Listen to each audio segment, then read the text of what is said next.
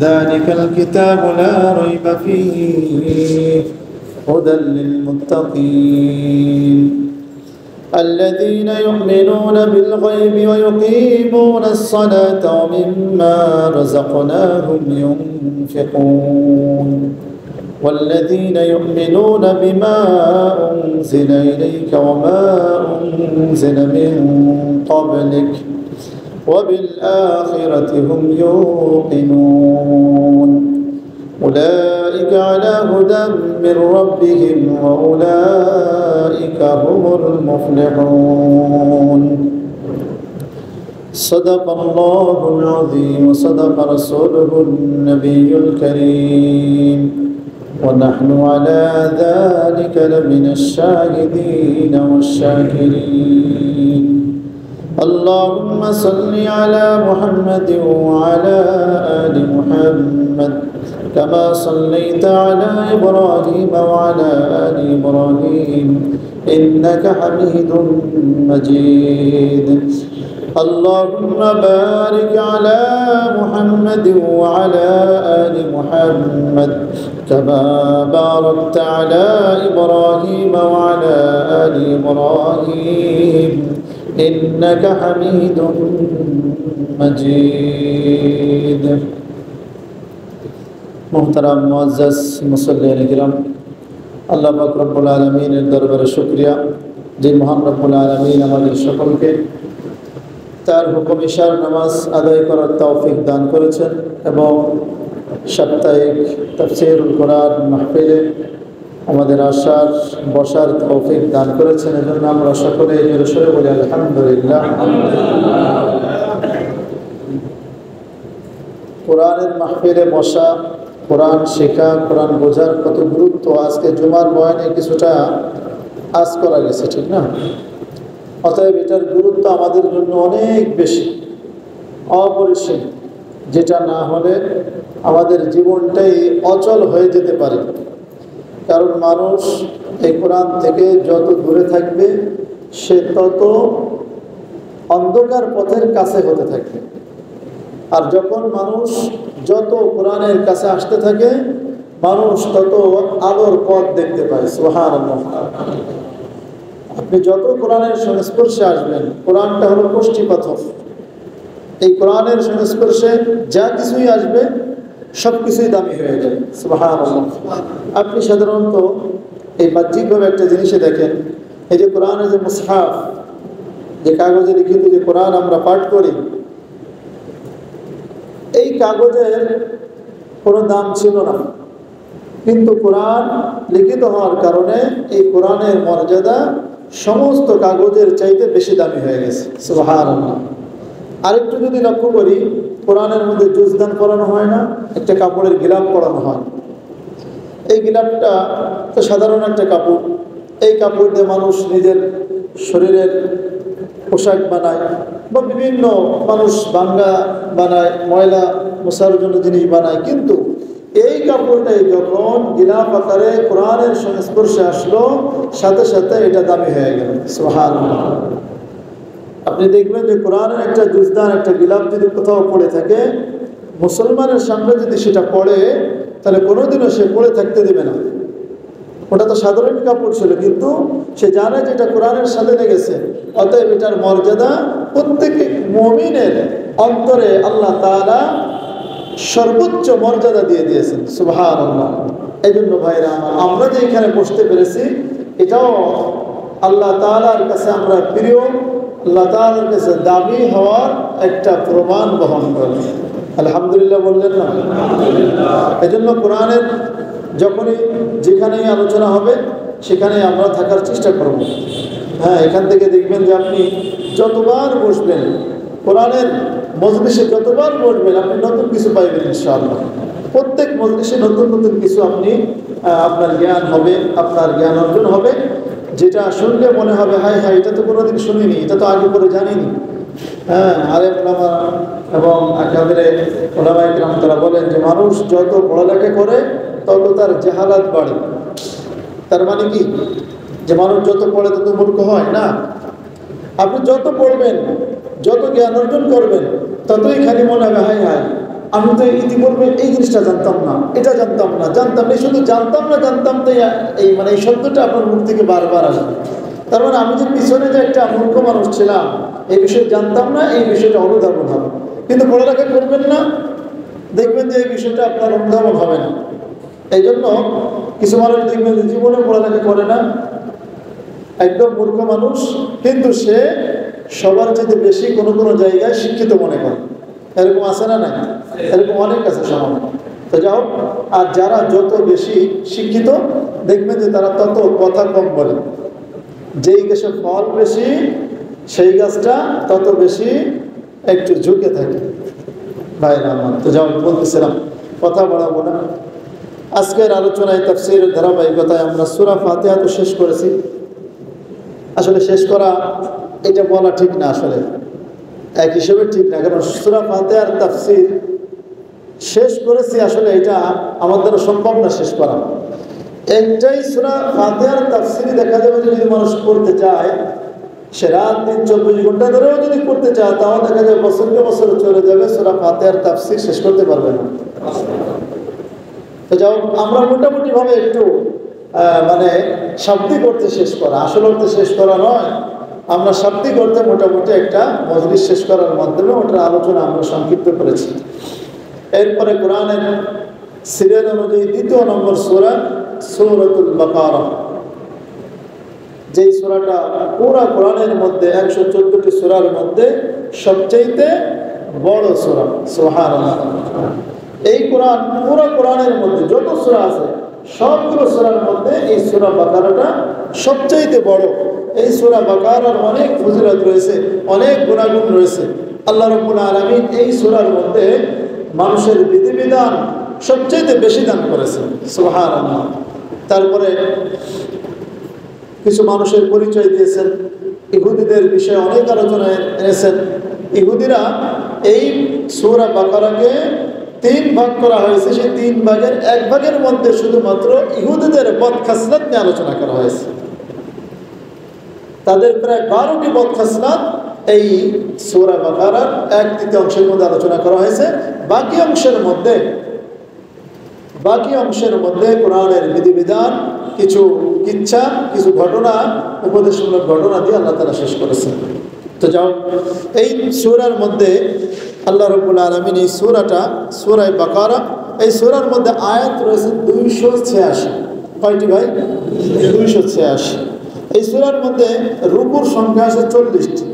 রুকু মানে হলো যে কোরআনের মধ্যে এক একটা বিষয় শেষ হয়েছে, একটা আলোচনা, সেই আলোচনা শেষ হওয়ার পরে একটা আপনার কি বলে স্টেপ, মানে একটা চিহ্ন দেওয়া হয়েছে, সেটাকে বলা হয় রুকু। রুকু কেন বলা হয়? রুকু বলা হয় এই জন্য যে একটা আলোচনা শেষ হলো কোরআনের তিলাওয়াতের, এই জায়গায় গিয়ে মানুষ রুকুতে যায়, অর্থাৎ কিরাত এই পর্যন্ত শেষ করার পরে রুকুতে যাইতে হয়, সেই জন্য এটাকে রুকু বলা হয় আর কি। তো বাংলায় যেমনিভাবে এক একটা আলোচনা একটা প্যারা থাকে না, ওই প্যারার মধ্যেই এক একটা রুকু আর কি। তো এই সূরার মধ্যে প্রায় 40টি রুকু রয়েছে। 40টি রুকুর মধ্যে এই প্রায় 40টি আলোচনা, একটা ধারাবাহিকতা থাকে না, যেখানে একটা কথা শেষ, সেই কথা এইভাবে শেষ করে 40টা রুকু দিয়েছে। আর এই সূরার মধ্যে শব্দ সংখ্যা 6221টি, অক্ষর সংখ্যা 25,500টি। সুবহানাল্লাহ। 25,500টি হরফ বা অক্ষর রয়েছে। এই সূরার নাম তো আমরা জানি সূরা বাকারা, কিন্তু এই সূরার আরও কিছু নাম রয়েছে, সব মিলাই প্রায় 4 থেকে 5টি নাম। 1 নম্বর সূরা বাকারা, বাকারার অর্থ হলো গাভী বা গরু। 2 নম্বর হলো সূরাতুজ জাহরা, যার অর্থ হলো উজ্জ্বল, আলোকিত। 3 নম্বর আস-সানাম অথবা সানামুল কোরআন বা যাররাতুল কোরআন, যার অর্থ হলো সানাম বা যাররাতুল মানে হলো চূড়া, শিখর, কোরআনের চূড়া। আর একটা হলো আল কুসতাত, কুসতাতুল কোরআন, যার অর্থ হলো তাবু বা শিবির। কুসতাতুল কোরআন মানে কোরআনের শিবির, কোরআনের তাবু। এই 4টি বা 5টি নাম পাওয়া যায় তাফসীরের মধ্যে। এখন এই নামগুলো রাখার কারণ কি? রাখার কারণ হলো 1 নম্বর সূরা বাকারা, বাকারা অর্থ গাভী।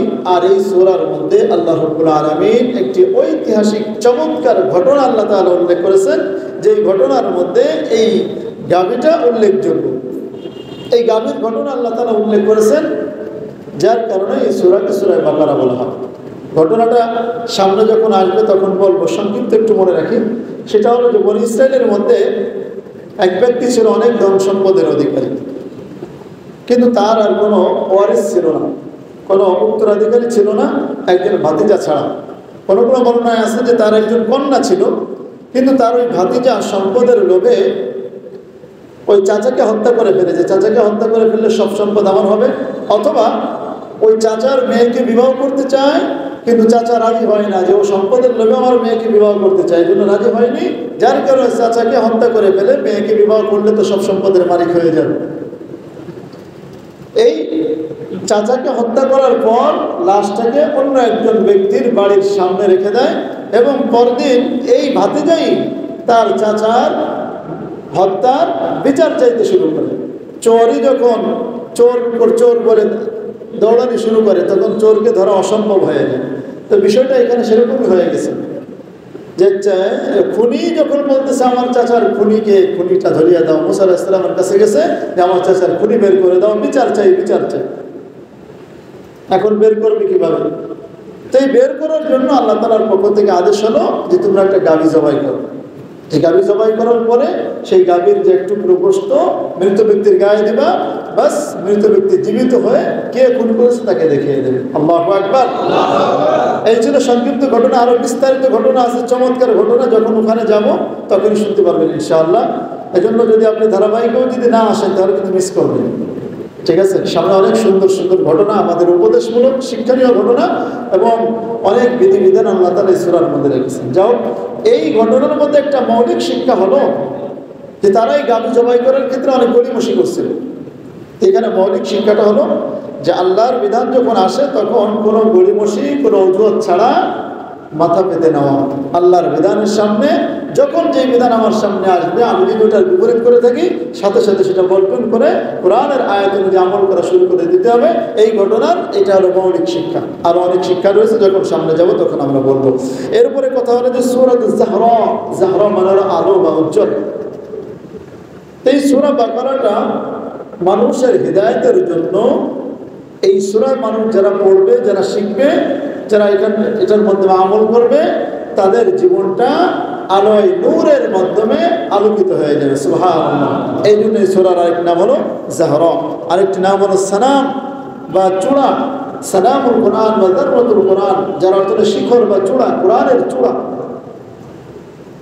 হাদিসের মধ্যে আসছে যে নবী সাল্লাল্লাহু আলাইহি ওয়াসাল্লাম বলেন, লিকুল্লি শাইইন সালামুন, প্রত্যেক জিনিসের একটা চূড়া থাকে, একটা শিখর থাকে, তার একটা সর্বোচ্চ পর্যায় থাকে। আর সালামুল কোরআন সূরাতুল বাকারা। সুবহানাল্লাহ। আর এই কোরআনের সালাম বা কোরআনের চূড়া হলো সূরাতুল বাকারা। এই হাদিসের শেষে আরেকটি বিষয় এসেছে যে সাইয়্যিদু আইল কোরআন আয়াতুল কুরসি, যে এই সূরা বাকারার মধ্যে একটি আয়াত আছে, ঐতিহাসিক আয়াত, অনেক ফজিলতপূর্ণ আয়াত। নবীজি বলেন যে সাইয়্যিদু আইল কোরআন, সাইয়্যিদু আইল কোরআন, কোরআনের আইল বাকারা, এই সূরা বাকারার সাইয়্যিদ একটি আয়াত, একটা নেতা টাইপ একটা আয়াত, সেটা হলো এই আয়াতুল কুরসি। এটার ফজিলত পরে আমরা আরো জানবো। তো এই জন্য যেহেতু সূরা বাকারা কোরআনের সালাম, কোরআনের চূড়া, তাই এটাকে সালামুল কোরআন বলা হয়। যেমনিভাবে আরবের মধ্যে বলা হয় সালামুল জামাল, উটের চূড়া, তার কুসকে বোঝানোর জন্য। উটের পিঠের যে উঁচু স্থান কুজিত বলে, ওই কুসকে সালামুল জামাল বলা হয়। তেমনিভাবে সালামুল কওম বলা হয়, অর্থাৎ গোত্রের মধ্যে সবচেয়ে সম্মানিত ব্যক্তিকে সালামুল কোরআন বলা হয়, বা গোত্র প্রধান ব্যক্তিকে এই সালামুল কোরআন বলা হয়, সালামুল কওম বলা হয়। এই থেকে আর কি এই কোরআনের নাম সালামুল কোরআন আসছে। তো যাও, এখানে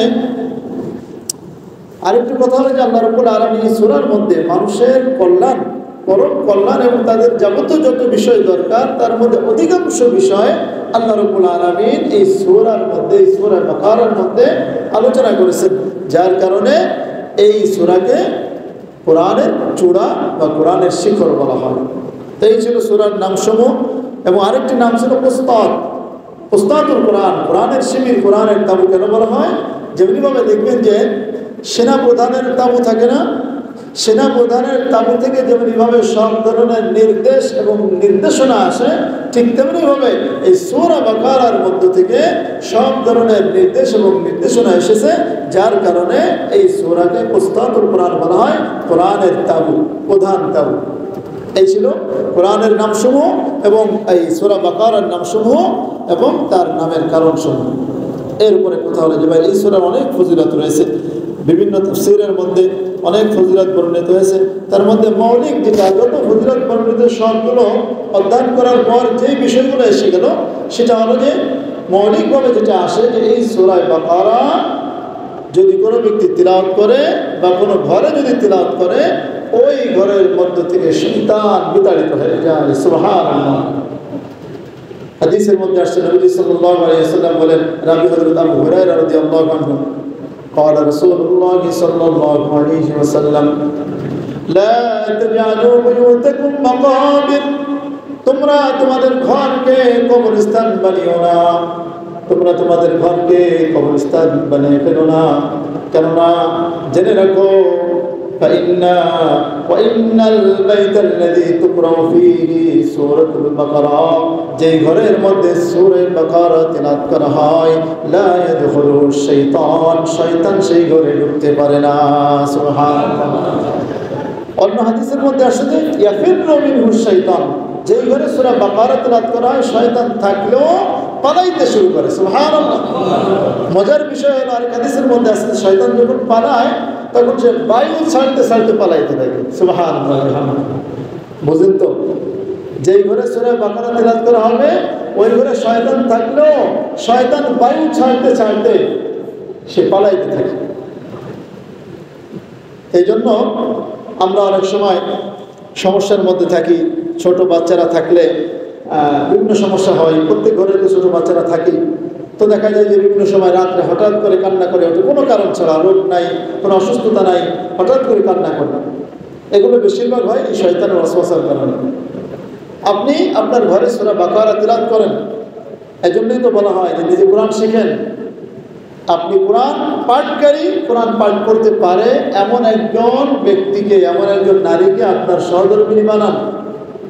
কারণ আপনার ঘরের ওয়াইফ, আপনার ঘরের স্ত্রী যদি কোরআন পড়তে পারে তাহলে আপনার ঘরে অন্তত কোনো ধরনের শয়তানের ওয়াসওয়াসা ঢুকতে পারবে না। বেশিরভাগ মহিলাদের মাধ্যমেই এই আপনার ওয়াসওয়াসাটা বেশি আসে, কারণ তাদের মধ্যে একটু অলসতা একটু বেশি। এটা তাদের জাত স্বভাব, সমস্ত মহিলাদের একই অবস্থা, ঠিক আছে? একটু অলসতা বেশি থাকে, তারা বাথরুমে ঢোকার আগে দোয়া পড়ে না বা অনেকে দোয়া জানে না। আর বাথরুম তো এখন আমাদের বর্তমানে সিস্টেম, ঘরের মধ্যে বাথরুম। তো বাথরুম যতই পরিষ্কার থাকুক না কেন, বাথরুম হলো শয়তানের আড্ডাখানা। বাথরুম হলো শয়তানের আড্ডাখানা। যে বাথরুমে ঢোকার আগে আমরা দোয়া পড়বো, আল্লাহুম্মা ইন্নী আউযু বিকা, সবাই পড়ি, মিনাল খুবুসি ওয়াল খাবাইস। হাদিসের মধ্যে আছে মানুষ যখন বাথরুমে ঢোকার আগে দোয়া পড়ে তখন ওর মধ্যে থাকা শয়তানের চোখে একটা পর্দা পড়ে যায়, কে ঢুকলো কে বেরোলো শয়তান আর দেখতে পারে না, ওয়াসওয়াসাও দিতে পারে না। সুবহানাল্লাহ। তো যাও, তো আপনার ঘরে সূরা বাকারা তিলাওয়াত শুরু করে দিন। আব্দুল্লাহ ইবনে মাসউদ রাদিয়াল্লাহু আনহু থেকে বর্ণিত আছে যে তিনি বলেন যে সূরা বাকারার মধ্যে 10টি আয়াত রয়েছে। সূরা বাকারার শুরুর 4টি আয়াত, অর্থাৎ আলিফ লাম মিম থেকে নিয়ে আজকে যতটুকু তিলাওয়াত করেছি উলাইকুমুল মুফলিহুন, ইচ্ছা আছে এই পর্যন্ত আজকে শেষ করা। তো এই প্রথম 4 আয়াত সূরা বাকারার মাঝের 3 আয়াত, অর্থাৎ আয়াতুল কুরসি এবং আয়াতুল কুরসির পরবর্তী আরো 2 আয়াত।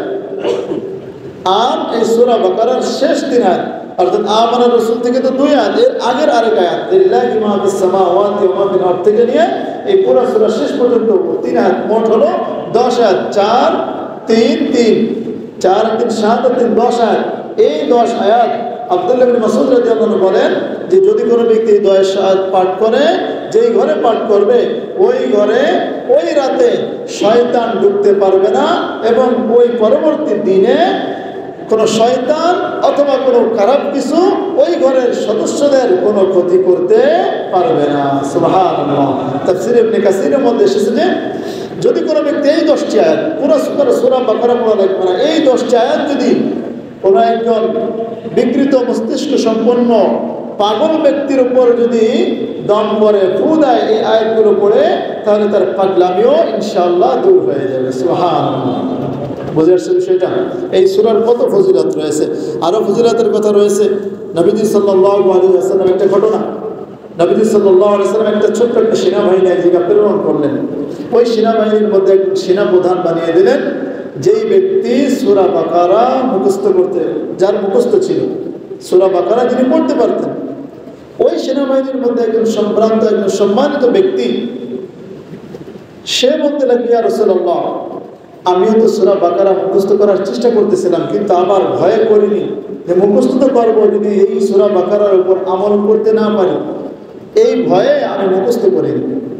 তখন নবীজি সাল্লাল্লাহু আলাইহি ওয়াসাল্লাম বলেন, তাআল্লামুল কুরআন, তোমরা কোরআন শেখো, কেননা কিয়ামতের দিন এই কোরআন ইয়াকুনু শাফিআন লিআসহাবিহি, কোরআনের পাঠকারীকে, কোরআনের পাঠকারীর জন্য সুপারিশকারী হবে। সুবহানাল্লাহ। নবীজি বলেন, ফাকরাউ ওয়া আকরিউ, তোমরা এই সূরা বাকারা পাঠ করো, অপরকে পাঠ করে শোনাও, কেননা কিয়ামতের দিন এই সূরা বাকারা যেই ব্যক্তি পাঠ করবে তার উদাহরণ নবী সাল্লাল্লাহু আলাইহি ওয়াসাল্লাম উদাহরণ দিচ্ছেন, ফাইন্না মাসালাল কুরআন মান তাআল্লামাহু ওয়া ক্বারাআহু ওয়া ক্বামা বিহি, যেই ব্যক্তি কোরআন এই সূরা বাকারা পাঠ করবে, এই সূরা বাকারা শিখবে, এতবার পাঠ করবে, এরপরে এই সূরা বাকারার উপর আমল করবে, নবীজি বলেন এই ব্যক্তির উদাহরণ হলো কামাতাল জিরাবিন ফিহি মিসকান, কেমন যেন একটি মেশক ভর্তি একটি পাত্র, যেই মেশকটা প্রত্যেকটা জায়গায় কুল্লু মাকান, প্রত্যেকটা জায়গায় তার সুঘ্রাণ ছড়িয়ে থাকে। সুবহানাল্লাহ। তাহলে যার মধ্যে সূরা বাকারা থাকবে, কোরআন থাকবে যার মধ্যে, সেজন্য একটা মেশক আম্বরে ভর্তি, হ্যাঁ, এই মেশক আম্বরে ভর্তি একটা পাত্রের মধ্যে, এটার সমস্ত জায়গায় এই সুঘ্রাণ সে ছড়াতে থাকে। আর এই ব্যক্তি কোরআন পাঠ করে, কোরআন শেখে কিন্তু পাঠ করার ধার ধারে না, কোরআন শেখে কিন্তু পাঠ করে না, কোরআনের উপর আমল করে না, শুধু ঘুমিয়ে থাকে, পায়ের কুদু শুধু ঘুমিয়ে থাকে, ওই ব্যক্তির উদাহরণ হলো কামাতালি জিরাবিন, এমন একটি পাত্র যার মধ্যে মিশকাম বন্ধ রয়েছে কিন্তু উকিয়াবিহি, যেটার মুখ বন্ধ রয়েছে, এটার মাধ্যমে অন্য কোনো ব্যক্তি কোনো ঘ্রাণ পায় না। তাহলে যার মধ্যে কোরআন থাকবে, এই ব্যক্তি যদি আমলও যদি না করে তাও তার ফজিলত আছে কোরআন থাকার কারণে। যদিও যে ব্যক্তির মধ্যে আমল থাকবে, পাঠ করতে পারবে, নিজে পাঠ করবে, আরেকজনকে শোনাবে, এই ব্যক্তির উদাহরণ হলো একজন মিশক ভর্তি একটা পাত্রের মতো, যার মাধ্যমে সমস্ত মানুষ সুঘ্রাণ পেয়ে থাকে। এই জন্য ভাইরা আমার, যারা কোরআনের ধারক বাহক, তাদের সংস্পর্শে যত বেশি যাবেন ততই আপনি এই কোরআনের নূর পাইবেন। এই জন্য নবী সাল্লাল্লাহু আলাইহি ওয়াসাল্লাম একটা হাদিসের মধ্যে ভালো বন্ধু, অর্থাৎ ভালো বন্ধু বলতে বন্ধু এমন হতে হবে যার মধ্যে দ্বীনের জ্ঞান আছে, কোরআনের জ্ঞান আছে, এমন ব্যক্তিকে তুমি বন্ধু বানাও। আর এমন বন্ধুর উদাহরণ দিয়ে নবী সাল্লাল্লাহু আলাইহি ওয়াসাল্লাম বলেন যে ভালো বন্ধুর উদাহরণ হলো একজন আত্তারের মতো, কামাতালিল আত্তার, একজন আতর বিক্রেতার সঙ্গে তুলনা করেছেন। তোমার যদি একজন ভালো বন্ধু থাকে, ওই ব্যক্তি কেমন যেন একজন আতর বিক্রেতার মতো। আর খারাপ বন্ধুর উদাহরণ দিয়েছেন একজন কামারের মতো। কারণ আপনি দেখবেন যে আপনার বন্ধু যদি আতর বিক্রেতা হয়, তার কাছে যদি আপনি যান, হয়তো সে আপনাকে আতর হাদিয়ে দিবে, নয়তো আপনি তার থেকে আতর ক্রয় করবেন। এই দুইটার কোনো জিনিস যদি না হয়, তার দোকানে গেলেই আপনি কোনো না কোনো সুঘ্রাণ পাইবেন, আপনি ফায়দা থেকে খালি হবেন। আর যদি আপনার বন্ধু কোনো কামার হয়, ওই কামারের দোকানে আপনি যখন যাবেন, হয়তো সে আপনাকে কালি লাগাই দিবে, অথবা সেখানে বসলে আপনার জামাই কালি লাগবে। এই দুটার কোনো একটা জিনিস যদি না হয়, ওই কামারের দোকানের ছাই এবং একটা দুর্গন্ধ থাকে, এটা থেকে আপনি মুক্তি পাবেন না। এই জন্য ভালো বন্ধু গ্রহণ করতে হবে। কোরআনের ধারক বাহক যেন তাদেরকে আপনি বন্ধুরূপে গ্রহণ করেন। তাদেরকে যদি বন্ধুরূপে গ্রহণ করেন, তার কাছে আপনি যাবেন, হয়তো সে আপনাকে একটা উপদেশ দিবে কোরআনের হাদিসের, অথবা আপনি তার থেকে কোনো একটা মাসালা জিজ্ঞেস করে আপনার জীবন সুন্দর করতে পারবেন। এ কোনোটিও যদি কোনো সময় না হয়, আপনি তার কাছে গেলে কমপক্ষে আপনার অন্তরের মধ্যে একটা পরিবর্তন অনুভব করবেন। সুবহানাল্লাহ। কারণ হাদিসের মধ্যে আছে যে নবী সাল্লাল্লাহু আলাইহি ওয়াসাল্লামের কাছে যখন সাহাবীরা আসতেন, তখন তাদের ঈমানটা সর্বোচ্চ পর্যায়ে চলে যেত। আবার যখন ঘুরে চলে যেত তখন ইমানটা কেমন একটু নিগুড়িগু হয়ে যেত। স্বয়ং আবু বকর সিদ্দিক রাদিয়াল্লাহু আনহু তিনিও বলতেছেন যে হাই হাই, এটা তো আমারও মনে হয় সমস্যা। যখন বাইরে যাই নবীর মজলিস থেকে তখন মনে হয় আমি মুনাফিক হয়ে গেছি, আর যখন নবীর কাছে থাকি তখন মনে হয় যে হ্যাঁ আমি ইমানদার আছি। এই জন্য কোরআনের ধারক বাহক যারা, তারা তো নবীরই ওয়ারিস। তাদের কাছে আপনি গেলে কিছুই না হোক চুপ করে বসে থাকবেন, উঠে আসবেন, কিছুক্ষণ সময় নিয়ে আপনি দেখবেন কিছু না কিছু পরিবর্তন আপনার মধ্যে পাইবেন। আর যতবার আপনি যা আশা করবেন ইনশাআল্লাহ এর মাধ্যমে আপনার মধ্যে নূর থাকবে, যার ফলে আপনি ইনশাআল্লাহ কোনোদিনও পথভ্রষ্ট হবেন না, এই আশা করা যায় ইনশাআল্লাহ। তো যাও, নবী সাল্লাল্লাহু আলাইহি সাল্লাম তখন বলে তোমরা কোরআন শিখো, কোরআন পাঠ করো এবং মানুষদেরকে পাঠ করে শোনাও। আরেকটা হাদিসের মধ্যে সহিহ বুখারীর মধ্যে হাদিস এসেছে, হযরত উসাইদ ইবনে হুযাইর রাদিয়াল্লাহু আনহু তিনি একদিন সূরা বাকারা তিলাওয়াত করতেছেন। চমৎকার একটা ঘটনা। সূরা বাকারা তিলাওয়াত করতেছেন, ঘরের মধ্যে বাকারা তিলাওয়াত করতেছেন, পাশেই তার ঘোড়া, তার বাহন। সেই ঘোড়াটা তিনি তিলাওয়াত করা শুরু করলেন, ঘোড়াটা লাফালাফি শুরু করে দিছে। যখন লাফালাফি শুরু করে তিনি কোরআন তেলাওয়াত বন্ধ করে দেয়। আবার যখন সূরা বাকারা তেলাওয়াত করে ঘোড়াটা আবার লাফালাফি শুরু করে দেয়। তৃতীয়বার আবার বন্ধ করে আবার যখন চালু করে আবার ঘোড়াটা লাফালাফি করে। তৃতীয়বার তিনি বলেন যে আমি দেখলাম যে পাশেই আমার ছেলে, আমার পুত্র ইয়াহইয়া সে শুয়েছিল, ছোট বাচ্চা। আমার ভয় হলো যে ঘোড়াটা লাফালাফি করলে, আমি কোরআন তেলাওয়াত করলে যেহেতু লাফালাফি করতেছে, এই লাফালাফি করার কারণে আমার ছেলের হয়তো কোনো ক্ষতি হতে পারে। সাথে সাথে আমি বন্ধ করে দিলাম, আর পাঠ করলাম না। এরপরে আমি আসমানের দিকে তাকিয়ে দেখলাম আলোকময় জ্যোতির্ময় কি যেন একটা দেখা যাইতেছে। একটু পরে সেটা উড়ে যেতে যেতে শূন্যে মিলিয়ে যায়। নবীজি সাল্লাল্লাহু আলাইহি ওয়াসাল্লামের কাছে উসাইদ ইবনে হুযাইর তিনি এসে ওই ঘটনার বর্ণনা করলেন, ইয়া রাসূলুল্লাহ ঘটনা তো এই হলো, কিন্তু আমি দ্বিতীয়বার আর পাঠ করলাম না আমার সন্তানের ক্ষতি হওয়ার আশঙ্কায়। নবীজি তখন হেসে দিয়ে বললেন যে উসাইদ, তুমি যদি তখন পাঠ করতেই থাকতে কেন পাঠ বন্ধ করলে? তুমি যেটা দেখেছো এটা কি জানো নাকি এটা কি ছিল? বলেন না ইয়া রাসূলুল্লাহ আমি তো জানি না। তখন নবী সাল্লাল্লাহু আলাইহি ওয়াসাল্লাম বললেন, যখন তুমি সূরা বাকারা পাঠ করতেছিলা তখন আকাশে যত ফেরেশতা ছিল তারা খুব দ্রুত পদে তোমার কাছে চলে এসেছিল। সুবহানাল্লাহ। তুমি যদি সূরা বাকারা তিলাওয়াত করতে থাকতে সকাল পর্যন্ত যদি তিলাওয়াত করতে, সকালবেলা মদিনার সকল মানুষ এই সকল ফেরেশতাদেরকে দেখতে পারতো। একজনের চোখের দৃষ্টি থেকে একটা ফেরেশতাও বাদ যাইত না। সুবহানাল্লাহ। একজন ফেরেশতাও বাদ যেত, সবাই একদম স্পষ্ট দেখতে পারতো ফেরেশতাদের। তাহলে সূরা বাকারার কত ফজিলত!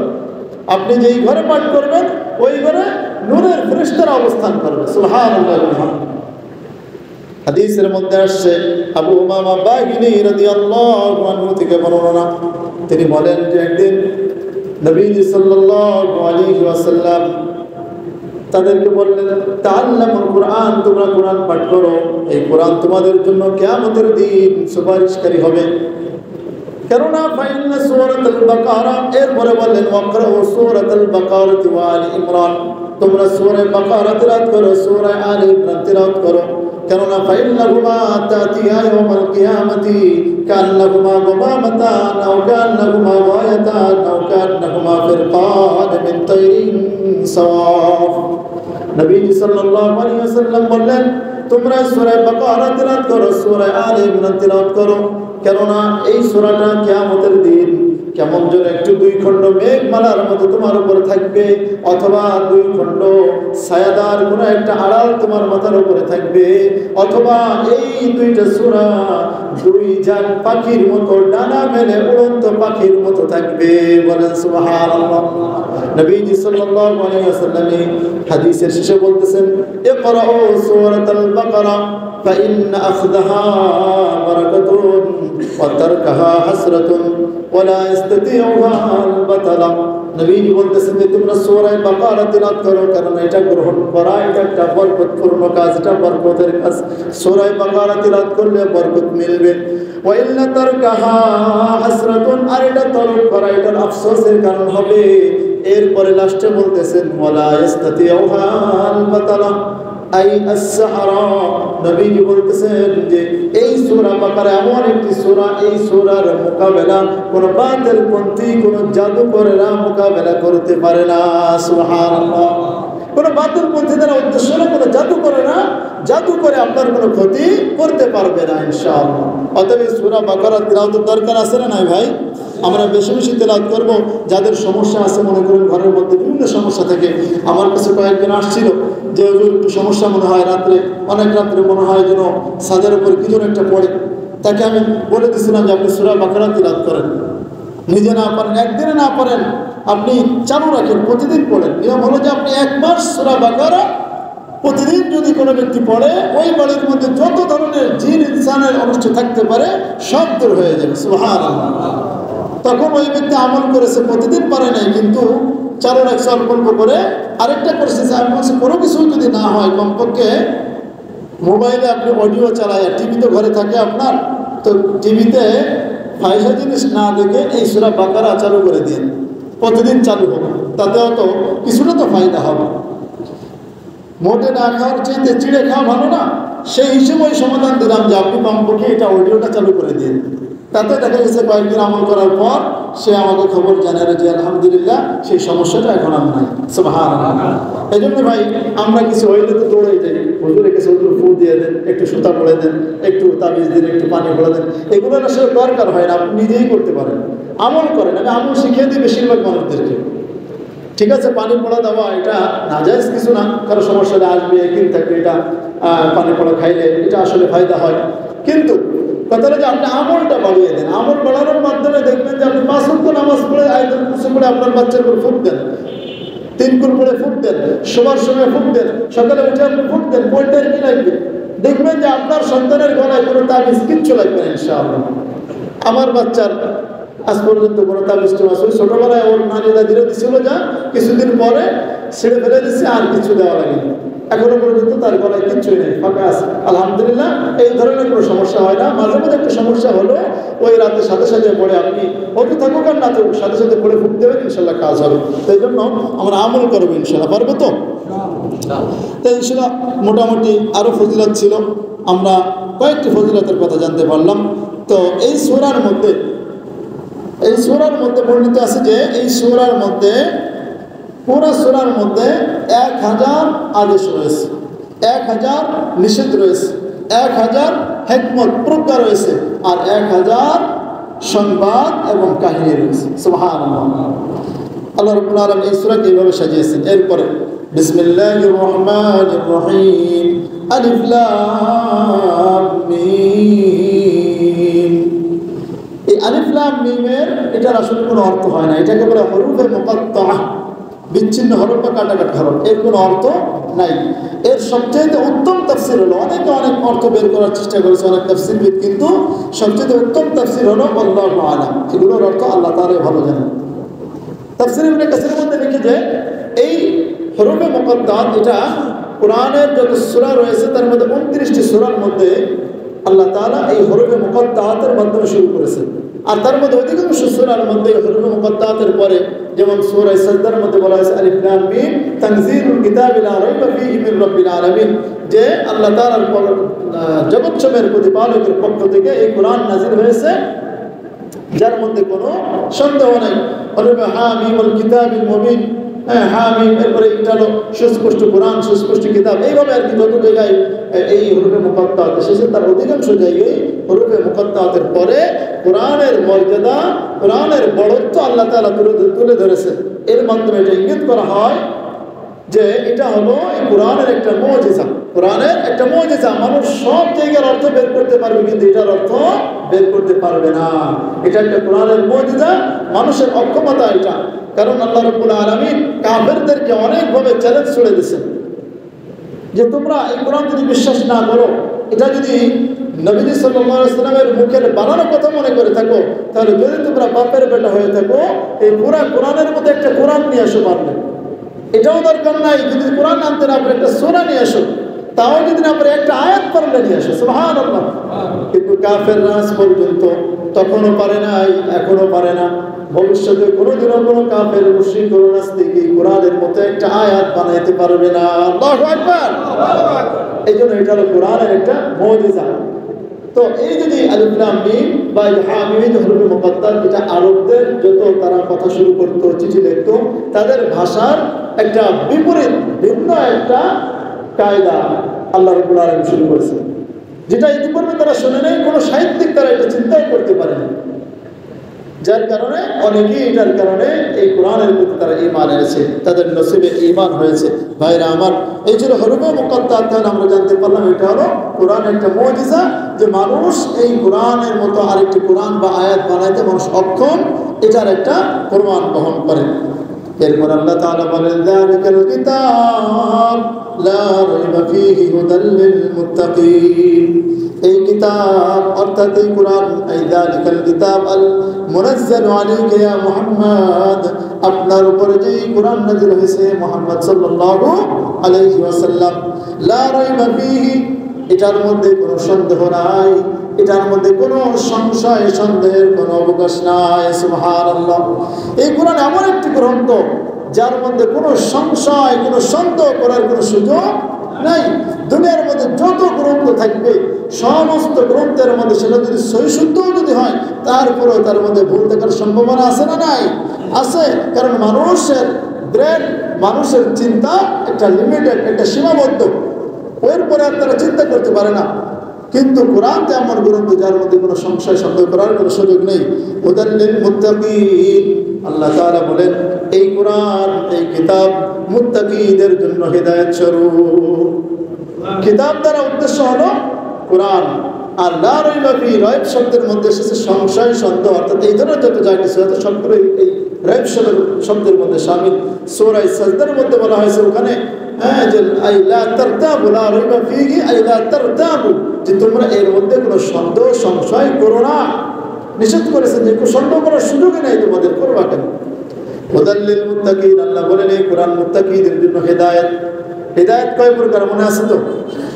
হেদায়েত তিন প্রকার। একটা হলো সমস্ত মাখলুক এই হিদায়াতটা পেয়ে যায়, আরেকটা হলো যে হিদায়াতের জন্য মানব জাতি এবং জিন জাতি শামিল, যেটা নবী রাসূল এবং কোরআনের দাওয়াতের মাধ্যমে মানুষ কোরআন গ্রহণ করে মুমিন হয়, কেউ কোরআন ছেড়ে তারা কাফের হয়ে যায়। 3 নম্বর হেদায়েত হলো মুমিন মুত্তাকিদের জন্য, অর্থাৎ নেক কাজের তৌফিক পাওয়া। এখানে এই মুত্তাকিদের জন্য হিদায়াত বলে বিশিষ্ট করেছেন আল্লাহ তাআলা, অর্থাৎ মুত্তাকিদের জন্য এই কোরআনটাই পুরোটাই হিদায়াত। কোরআন সে যত পড়বে ততই তার নেক আমল করার তৌফিক হবে, ততই সে হিদায়াত প্রাপ্ত হবে। সুবহানাল্লাহ। আবার 2 নম্বর প্রকার হতে পারে যে যারা বুঝে যদি কোরআন ধরে, তাহলে তারা মুত্তাকি হয়ে যাবে, আর তারা এই কোরআনের মাধ্যমে হিদায়াত পেয়ে যাবে। সর্বোপরি মুত্তাকিদের জন্য হিদায়াত করার কারণ হলো যে কোরআন তো সবার জন্যই হিদায়াত ছিল, অন্য আয়াতে হুদাল লিন-নাস, তো সমস্ত মানুষের জন্য হিদায়াত ছিল, কিন্তু এই কোরআনের মাধ্যমে সবচেয়ে বেশি উপকার লাভ করবে এই মুত্তাকি মুমিন যারা, তারা। তাই বলা হয়েছে হুদাল লিল মুত্তাকিন, মুত্তাকিদের জন্য হিদায়াত স্বরূপ। কথা হলো যে মুত্তাকি কাকে বলে? যারা তাকওয়া অর্জন করে তাদেরকে মুত্তাকি বলে। তাকওয়া কাকে বলে? তাকওয়া হলো তাফসীরে জালালাইনের মধ্যে এসেছে ইজতিনাবু আওয়ামিরিল্লাহ, ইমতিসালু আওয়ামিরিল্লাহ ওয়া ইজতিনাবু নাওয়াহি। আল্লাহ রাব্বুল আলামিন যত আদেশ করেছেন সকল আদেশ পালন করা, যত নিষেধ করেছেন সমস্ত নিষেধ বর্জন করা। এটা হলো তাফসীরে জালালাইনের কথা। আর তারপরে তাকওয়ার ব্যাখ্যা লিখেছেন হাসান বসরি রাহিমাহুল্লাহ, তিনি বলেন তাকওয়া হলো ইত্তাকু মা হুরিমা আলাইহিম, ইত্তাকু মা হুরিমা আলাইহিম ওয়া আমালু বিতাআতিল্লাহ। আল্লাহ তাআলা যে বিষয় হারাম করেছেন এগুলো থেকে বেঁচে থাকে, এবং আল্লাহ তাআলা যে বিষয় আদেশ করেছেন এগুলোর প্রতি আল্লাহর আনুগত্য স্বীকার করে। এটা হলো তাকওয়া। হাদিসের মধ্যে এসেছে যে হযরতে ওমর ফারুক রাদিয়াল্লাহু আনহু, তিনি হযরত আরেকজন সাহাবী যার নাম হলো হযরত কাব, উবাই ইবনে কাব রাদিয়াল্লাহু আনহু, তাকে বলতেছেন যে তাকওয়া কি জিনিস আমাকে একটু বলেন। ওমর রাদিয়াল্লাহু আনহু উবাই ইবনে কাবকে বলতেছেন তাকওয়া কি জিনিস আমাকে একটু বলেন। তিনি বলতেছেন যে ওমর, আপনি কি এমন কোন রাস্তায় চলেছেন যার 2 পাশে কাঁটা, রাস্তাটা সরু, 2 পাশে কাঁটা ভরপুর, এমন কোন রাস্তায় চলার সুযোগ হয়েছে? বলে হ্যাঁ, সুযোগ হয়েছে। বলে তখন আপনি কি করেন? এমন রাস্তায় চলার সময় আপনি কি করেন? ওমর রাদিয়াল্লাহু আনহু বলেন, এমন রাস্তায় যখন আমি চলি তখন আমার জামা কাপড় আমি সব কিছু গুটিয়ে রাখি, আমার শরীর গুটিয়ে রাখি, ওই কাটার কুচা যেন আমার গায়ে না লাগে, আমার কাপড়ে যেন বেঁধে না যায়, এই জন্য আমি অনেক সতর্কতা অবলম্বন করি।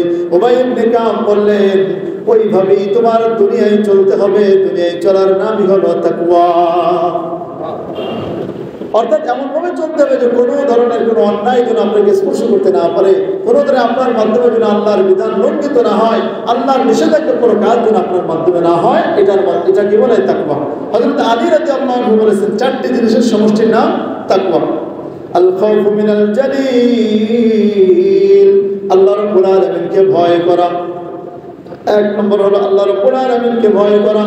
দুই নম্বর হলো ওয়াল আমালু বিত-তানজিল, কোরআন এবং সুন্নাহ অনুযায়ী আমল করা। তিন নম্বর হলো আল কানাআতু বিল কলিল, অল্পে তুষ্ট হওয়া। অনেক চাই, এত লাগবে এরকম কামনা করা যাবে না, যা আছে তার মধ্যে সন্তুষ্ট থাকতে হবে। এরপরে চার নম্বর হলো আল ইস্তিআদাদু লিয়াউমির রহিল, কাল কিয়ামতের উপরে আমাদের বিশ্বাস আছে তো? কিয়ামতের দিনের উপর আমাদের বিশ্বাস আছে, সেই কিয়ামতের দিনের জন্য প্রস্তুতি গ্রহণ করা। এই চারটি জিনিসের নাম হলো, চারটি জিনিসের সমন্বয়ের নাম হলো তাকওয়া। আর মুত্তাকি কারা? যারা এই তাকওয়া গ্রহণ করবে। হযরত ইবনে আব্বাস রাদিয়াল্লাহু আনহু তিনি বলেন, আল মুত্তাকুনা হুমুল্লাযীনা ইয়াত্তাকুনা আশ-শিরকা, যেই মুত্তাকি হলো তারা যারা শিরক বর্জন করে এবং ওয়ায়ামালুনা বিতাআতিল্লাহ, আল্লাহর আনুগত্য স্বীকার করে আমল করে, এটাকে বলা হয় মুত্তাকি। ভাইরা আমার, এই হলো মুত্তাকিদের পরিচয়। তাহলে আমরা জানতে পারলাম যে এই কিতাব, যার মধ্যে কোনো সন্দেহ নাই, মুত্তাকিদের জন্য হিদায়াত ছিল। এরপরে আল্লাহ রাব্বুল আলামিন এরপর থেকে দুইটা আয়াতের মধ্যে দেখেন বিশ্বাসের দিক দিয়ে মানুষ তিন শ্রেণীর। কয় শ্রেণীর ভাই? তিন প্রকার। এক হলো মুমিন, দুই হলো কাফের, আর তিন হলো মুনাফিক। আল্লাহ রাব্বুল আলামিন এই সূরা বাকারার শুরুর দিক দিয়ে প্রথম 4 আয়াতে মুমিন মুত্তাকির পরিচয় দিয়েছেন, এরপরে 2 আয়াতে কাফেরের পরিচয় দিয়েছেন, এরপরে 13 আয়াতের মধ্যে আল্লাহ তাআলা মুনাফিকদের পরিচয় দিয়েছেন। সুবহানাল্লাহ, আল্লাহ তাআলা এইভাবে সাজিয়েছেন। তো প্রথমে 2 আয়াতের মধ্যে প্রথম আয়াত হলো আল্লাযীনা ইউমিনুনা বিল গায়ব, আল্লাযীনা ইউমিনুনা বিল গায়বি ওয়া ইউকিমুনাস সালাতা ওয়া মিম্মা রাযাকনাহুম ইউনফিকুন। আল্লাহ তাআলা 2 আয়াতের মধ্যে মোট 5টি গুণ বর্ণনা করেছেন মুমিন মুত্তাকির। এই 5টি গুণ আমার আপনার মধ্যে আছে কিনা এটা আমরা যাচাই বাছাই করব যদি আমরা বুঝতে পারি। এক নম্বর হলো আল্লাযীনা ইউমিনুনা বিল গায়ব, যারা অদৃশ্যের প্রতি ঈমান আনে। 2 নম্বর হলো ইউকিমুনাস সালাহ, যারা নামাজ প্রতিষ্ঠা করে। 3 নম্বর হলো মিম্মা রাযাকনাহুম ইউনফিকুন, যারা আমার দেওয়া সম্পদ থেকে আল্লাহর রাস্তায় খরচ করে। এই আয়াতের মধ্যে কয়টি গুণ? 3টি গুণ। প্রথমে বলা আছে ঈমান। ঈমান কাকে বলে?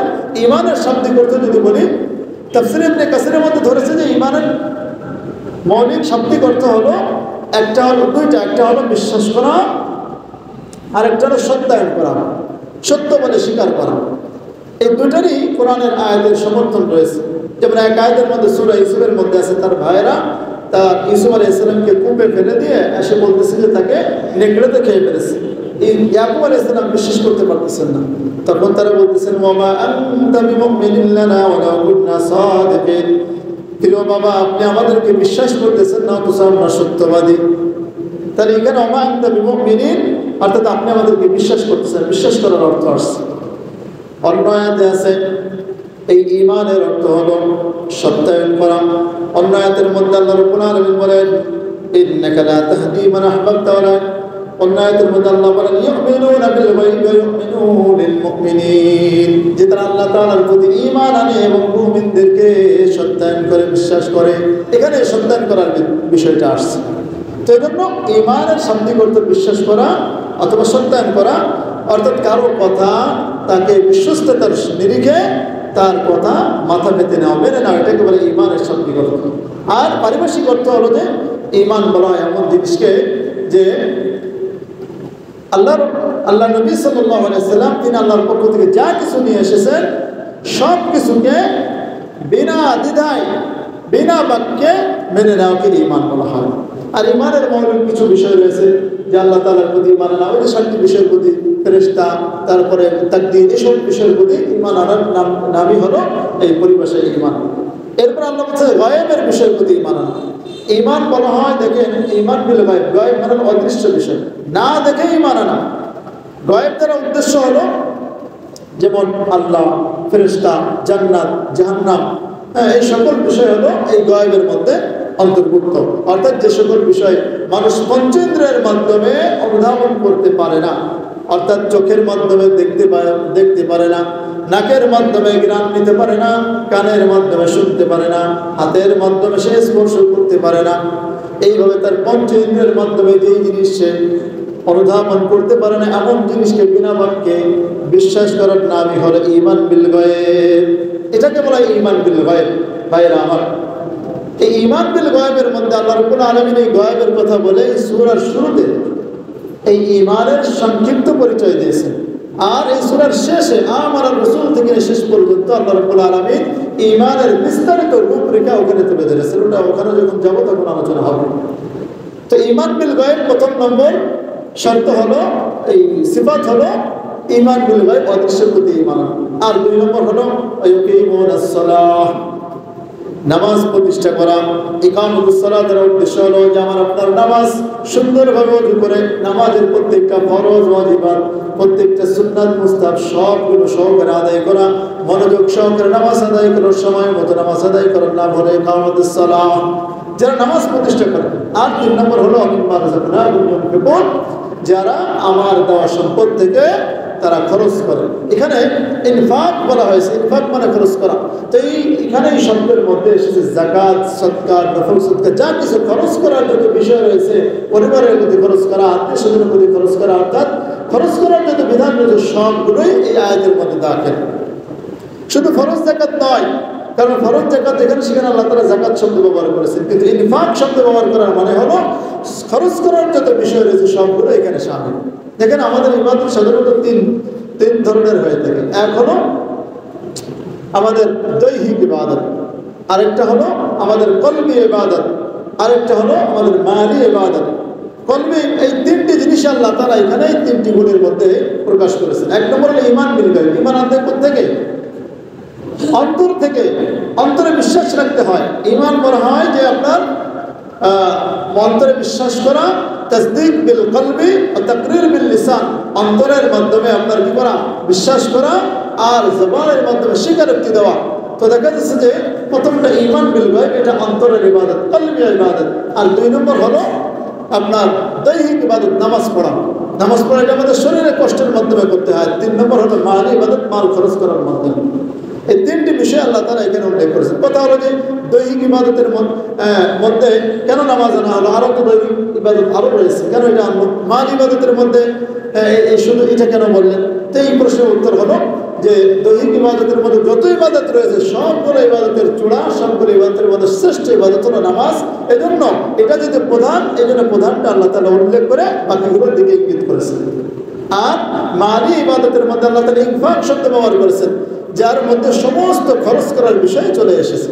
যার কারণে এখানে যাকাত শব্দ ব্যবহার করেননি, সদকা শব্দ ব্যবহার করেননি, ইনফাক ব্যবহার করে, যার অর্থ হলো খরচ করা। আরেকটা বিষয় এখানে রয়েছে, সেটা হলো দেখেন আল্লাহ তাআলা কিভাবে এটা সাজিয়েছেন, যে আমাদের ইবাদত সাধারণত একটা হলো আল্লাহর হক, আরেকটা হলো বান্দার হক। একটা হলো আল্লাহর হক, আরেকটা হলো বান্দার হক। আর 2টা জিনিস আল্লাহ তাআলা এখানে উল্লেখ করেছেন। নামাজ পড়া আল্লাহর হক, নামাজ না পড়লে আল্লাহর হক নষ্ট করা হবে। আর এই 2 ধরনের হক, প্রথম হলো আল্লাহর হক এখানে এনেছেন, আর 2 নম্বর হলো মাল খরচ করা, এটা হলো বান্দার হক। আপনি যাকাত দিবেন, সদকা করবেন, এটা বান্দার হক। আপনি দিবেন না, তার হক নষ্ট করবেন। এই জন্য বান্দার হক আল্লাহ তাআলা 2 নম্বরে উল্লেখ করেছেন। আল্লাহর হক এবং বান্দার হক 2টি বিষয় আল্লাহ তাআলা উল্লেখ করে স্পষ্ট করে দিয়েছেন যে মুমিন মুত্তাকি যারা হবে তাদের মধ্যে 5টি গুণ হতে হবে। তার মধ্যে প্রথম 3টি গুণ হলো ঈমান বিল গায়ব, অদৃশ্য বিষয়ের প্রতি বিনামূল্যে আল্লাহ তাআলার প্রতি ঈমান আনা। আর 2 নম্বর হলো নামাজ প্রতিষ্ঠা করা। 3 নম্বর হলো আল্লাহ রাস্তায় খরচ করা, বিনা বাক্যে খরচের যত কাজ আসবে কোনো কৃপণতা করা যাবে না। 1 আয়াত হলো ভাই, 2 আয়াত হলো। তো এই আয়াতের মধ্যে মুত্তাকিদের 3টি গুণাগুণ বর্ণনা করেছে। এর পরবর্তী 2টি আয়াতে আমি শেষ করে দিই। পরবর্তী 2টি আয়াতে আল্লাহ তাআলা আরো দুইটি গুণ বর্ণনা করেছেন, সেটা হলো আরো এক সেটা হলো এক নম্বর আল্লাযীনা ইউমিনুনা বিমা উনজিলা ইলাইকা ওয়া মা উনজিলা মিন ক্বাবলিক ওয়া বিল আখিরাতি হুম ইউকিনুন। মুত্তাকি হবে তারা যারা আপনার প্রতি নাযিলকৃত কুরআন কিতাবের প্রতি বিশ্বাস করে এবং আপনার পূর্ববর্তী যত নবী রাসূলের প্রতি কিতাব নাযিল হয়েছে সেগুলোর প্রতিও তারা বিশ্বাস রাখে। অর্থাৎ আসমানি কিতাব যত আছে সবগুলোর প্রতি বিশ্বাস স্থাপন করা, এটা হলো চতুর্থ গুণ। আর পঞ্চম নম্বর গুণ হলো ওয়াবিল আখিরাতি হুম ইউকিনুন, আখিরাতের প্রতি তারা দৃঢ় বিশ্বাস রাখে। এখানে ইউকিনুন শব্দ ব্যবহার করা হয়েছে।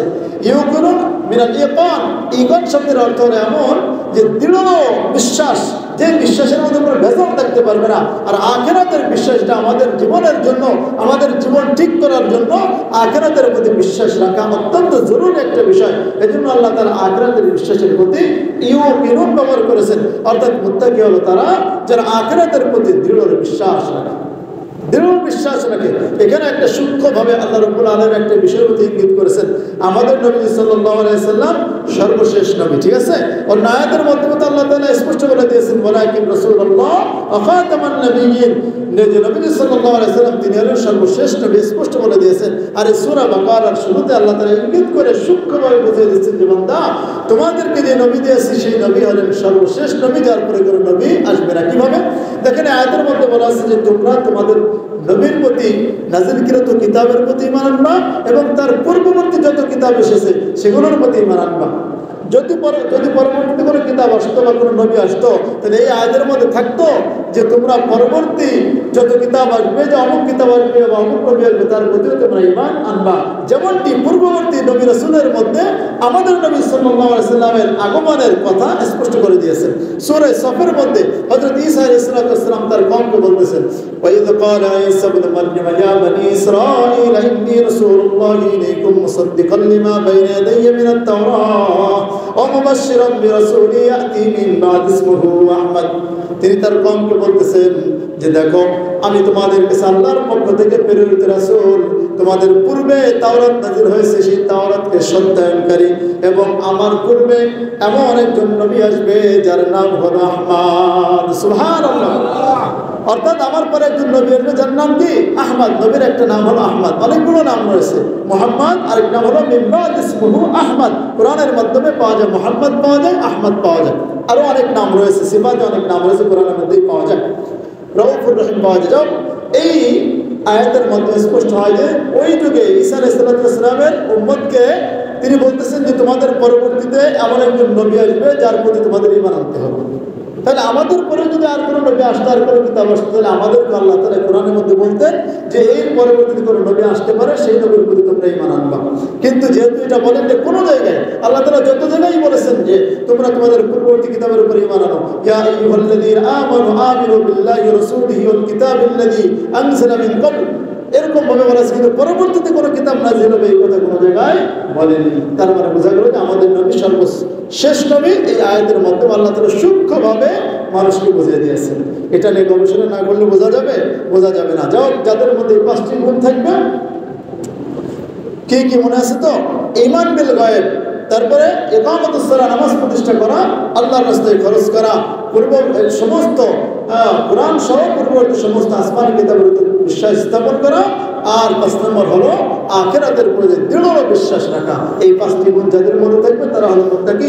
আল্লাহ তাআলা তাদের ফলাফল বর্ণনা করতেছেন, উলাইকা আলা হুদাম মির রাব্বিহিম ওয়া উলাইকা হুমুল মুফলিহুন। যাদের মধ্যে 5টি গুণ থাকবে তারাই হলো তাদের রবের পক্ষ থেকে হিদায়াত প্রাপ্ত, আর তারাই হলো প্রকৃত সফলকাম। সুবহানাল্লাহ। তাহলে আল্লাহ তাআলা সফলকাম বলতেছেন মুত্তাকিদেরকে। যদি আমরা সফলকাম হতে চাই, হিদায়াত প্রাপ্ত হতে চাই, মুত্তাকি হতে হবে। যদি মুত্তাকি হতে চাই, এই 5টি গুণ আমাদের অর্জন করতে হবে। পারবো তো ইনশাআল্লাহ? আজকের এই সংক্ষিপ্ত তাফসীরের মধ্যে কিন্তু আরো অনেক আলোচনা ছিল, অনেক শর্ট করে ফেললাম। যেই 2 আয়াতের মধ্যে আল্লাহ রাব্বুল আলামিন শেষের এই মাঝের 2 আয়াতের মধ্যে মুমিন মুত্তাকির 5টা গুণ বর্ণনা করেছেন, এবং এরপরে আল্লাহ রাব্বুল আলামিন এই মুমিন মুত্তাকি তাদের একটা ফলাফল আল্লাহ তাআলা প্রকাশ করে দিয়েছেন, সার্টিফিকেট দিয়েছেন যে তোমরা যদি 5টি গুণ অর্জন করতে পারো তাহলে তোমরাই হবা হিদায়াত প্রাপ্ত, তোমরাই হবা সফলকাম। সুবহানাল্লাহ। আল্লাহর পক্ষ থেকে এমন সার্টিফিকেট পাওয়ার পরেও কি এই গুণ অর্জন করার ক্ষেত্রে কোনো গড়িমসি করার সুযোগ আছে, সন্দেহ করার সুযোগ আছে?